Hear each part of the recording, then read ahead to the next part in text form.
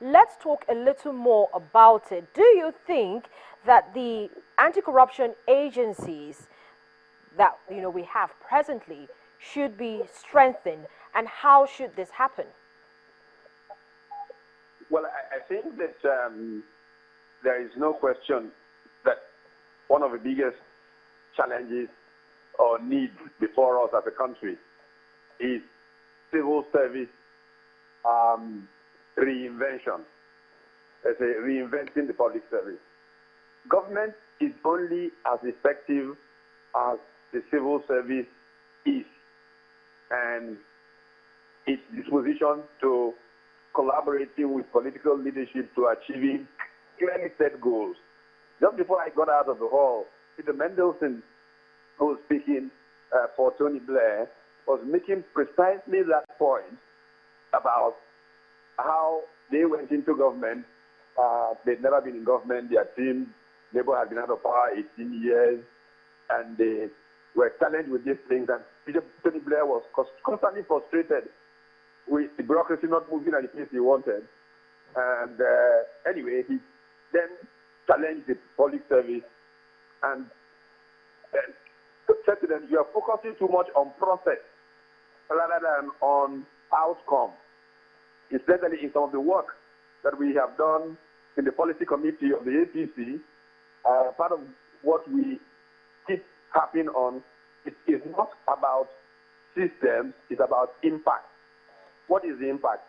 Let's stop talking about power in terms of 4,000 megawatts, 10,000, 50,000. That's a wonderful statistic, but it's meaningless. The question is, how many hours a day do you have light in Mushi? How many hours a day do you have light in Surulere or in Kontagora? How can the average mechanic who needs to vulcanize or tires or whatever, who needs power to do that, how has his capacity to deliver service improved rather than how many megawatts of power were generated? In that same sense, we must say to security agencies, how much reduction in these things have taken place? What's the impact in the system being more transparent, decision-making flowing, and outcomes being profitable for the citizens? That's much more important than the structure of those agencies of government. And that emphasis has to be one of the approaches, in my view, and my hope and my expectation, the incoming administration will serve. Well, Professor Otomi, hold on to that thought. So, Mr. Agbaje, comment on this if you will. He talked about the fact that the civil service should have a reinvention. We've seen, probes coming up, public hearings and the rest of it into some public, parastatals of government. Well, how hard or what kind of message has this passed across, especially since we've not seen any strong form of persecutions? Well, I absolutely agree with Professor Otomi. One of the issues we neglect when we talk about government, federal, state, local, is the ability of that civil service itself. You see, when a governor says, I want to reform education, he's just talking until his administrative machinery, which essentially is the civil service, is able to deliver according to his expectations. He's just blowing hot air. But how does he get the civil service to deliver according to his expectations? So which is why the issue, I'm happy that Professor Otomi is placing the issue of reinventing, recreating, reforming the civil service on the agenda. It has to do with, one, the capacity of the people there, two, the structures in the system, two, their incentives and motivation, three, the issue of corruption and what drives them. Are they driven by a need to serve the people, or are they driven by the prospect of personal enrichment, which unfortunately has become the driving motivation at the political level and indeed in the civil service? So you need to address all of that. You have to put the right people there, you have to put the right training there, you have to put the right sanctions there. So essentially, civil servants are immune from sanction. They know that the worst you could do is repose them to somewhere else or transfer them somewhere else. But can they be, it takes almost an extreme event for a civil servant to be fired.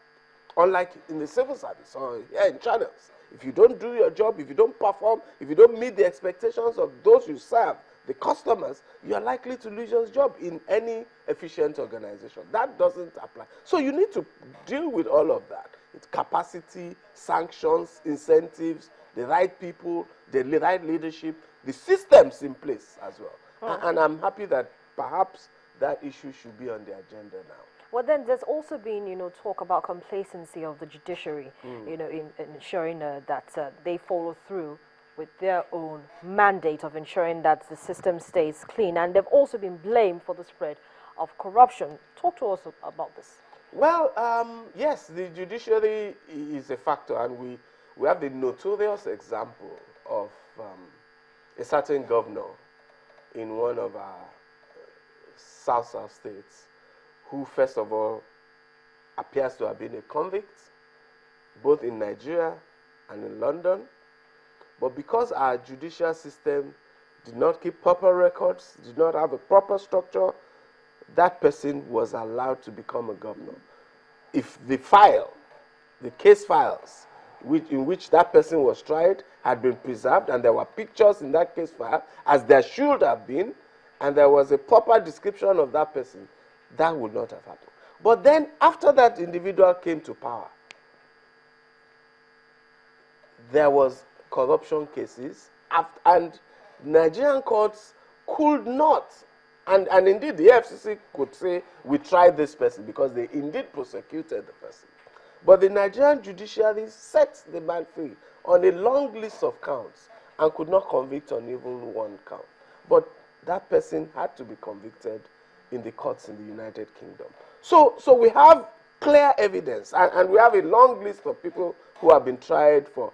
It seems the practical truth is that it is almost impossible for a wealthy person to be convicted before our courts. Mr. Agbaje, so that needs to be dealt with. Exactly. So, Professor, if you're there, please comment on this, if you will. I'm sure you listened to Mr. Agbaje's point.